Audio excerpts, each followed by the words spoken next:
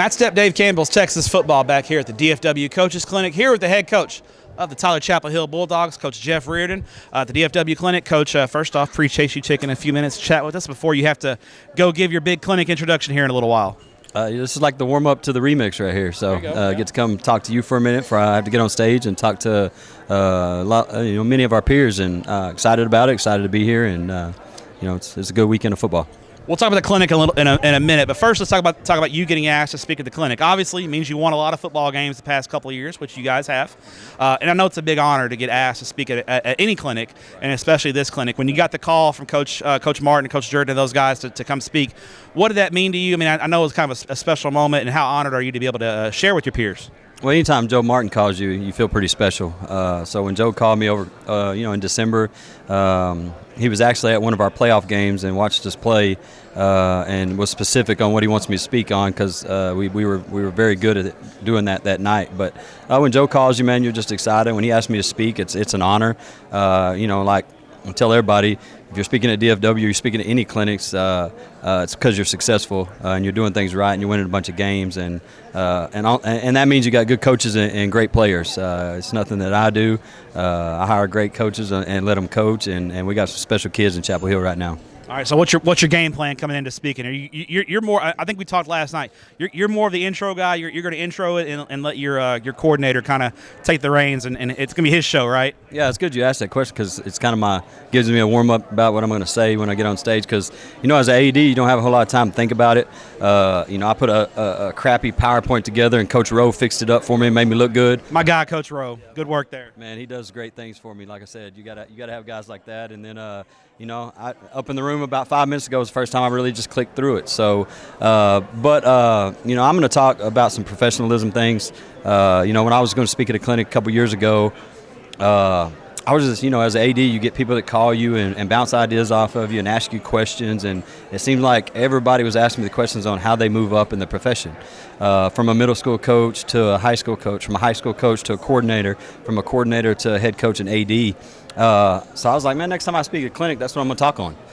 So I'm going to take about the first 25, 30 minutes and talk on that. And then my OC is going to get up and talk about screen game and trick plays. Okay, all right. Now, in talking about the clinic as a whole, obviously we talk about it, it's kind of like mini coaching school. There's so many great coaches here, so many great speakers. What makes this clinic, in my opinion, the best one on the winter clinic circuit?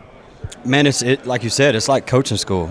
You walk through the rat maze of exhibitors to get to the lecture halls. Got great speakers, and then just attendance. It's like coaching school. Like you show up to the 8:30 talk this morning in the back room, and the coaches are in there learning.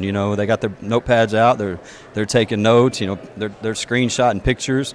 So it's just it's a great clinic, because people are really here for the right reasons, to get to talk ball, to network a little bit, and find something they can take back to their programs and implement. All right, now let's talk about your program, in particular, Chapel Hill Bulldogs. Last year, unbelievable year. You guys go all the way to state championship game. A lot of great memories, a lot of great things from that group. And I know you got a lot of good kids coming back, but the seniors that you graduated, how special was that group to you and your coaching staff? Because I know every year the seniors got to take the leadership role, and I know you're proud of your seniors. Yeah, what's special about that senior group is 8th graders and freshmen, a standalone class. They were just semi-successful. Maybe a 500 team in 8th grade, maybe a 4 and 6 team as freshmen, but they bought into the program. They were just the type of kids that showed up and worked every day. If a coach told them something, they're yes sir, and they got it done, and it paid off. And we're going to have like 8 kids sign, multiple kids D1, and then some D2s and D3 kids. We got 8 to 10 kids that are going to go play college football. For 4A school, that's amazing. Yeah, out of that group that wasn't very good as 8th grade and freshmen, but they just stuck to the plan. It was 100% all in. They drank the Kool-Aid, and the last 3 years of success. You can tell them all the time, the college coaches want winners. So if you're winning, they're going to come find you. All right, now we look ahead to 2024. Get used to saying that. Obviously, you guys have had a bullseye on your back for the past couple of years, no doubt about it, with the success you've had. The bullseye may have gotten a little bit bigger because you guys played in that state championship game.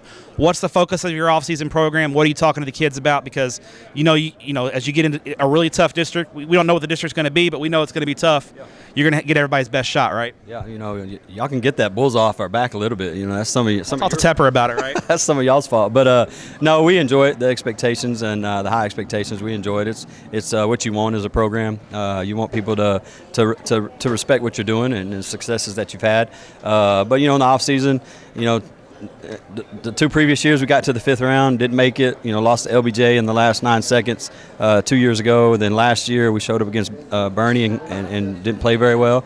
So that hunger and chip was on our shoulder. Well, this year we learned how to get to the state championship game. So, but we didn't win it. We didn't show up and play like we can and like we know how to play. So it's definitely a chip on our shoulder. Our kids got that mentality of getting there and tasting it, and are excited about trying to get back. So they want to get back and win it. They don't want to just get back. So they got that kind of hunger in their heart and the disappointment. But we went straight into Christmas break pretty much. So everybody kind of got to lick their wounds and recover from that loss. And really this last week was our first week of really getting into off season, and it was a great week. So our kids are working hard and ready to do what we've been doing. All right, and they got realignment coming up on Thursday. Because the worst part about being successful, I think, is in a realignment year trying to find games. And I know that's just kind of comes with the territory. How do you approach realignment trying to schedule a non-district games? I know it's tough. Because you don't know if you're going to be in a 6-team district, a 5-team district, or a 7-team district, so you kind of have to have multiple scenarios at play, right? Yeah, you got to have a plan for you look at everything, the stuff that you put out and Padilla puts out. And we're probably both wrong, by the way. I know. You're always, and that's what I tell everybody. I don't care until UIL releases it because nobody ever gets it right. And then you just kind of work from there. But you got to kind of have a plan, going into that realignment day, because if you don't, you'll look up and you'll just be scrambling to try to find games. But 4 years ago, we were 3 or 4 different teams' homecoming game. And it was easy to find games, and now it's very difficult. I mean, you're going to have to travel. You're going to have to play teams like Jasper. You're going to have to play bigger teams, 5A teams like White House, Marshall. It's just teams that from Dallas calling you and wanting to play, and you're just like, I don't know if I want to do that. Even Will Blaylock up in Lubbock said, "Hey, you want to meet halfway and play?" So it's one of those deals where it gets hard to find games, and you don't want to commit to anything desperate, but maybe some desperate measures when that actually hits and you're actually looking. Well, Coach, enjoy the rest of the clinic. Good luck speaking. I know you guys do a great job, and as always, appreciate what you do for student athletes here in the state of Texas. I appreciate you.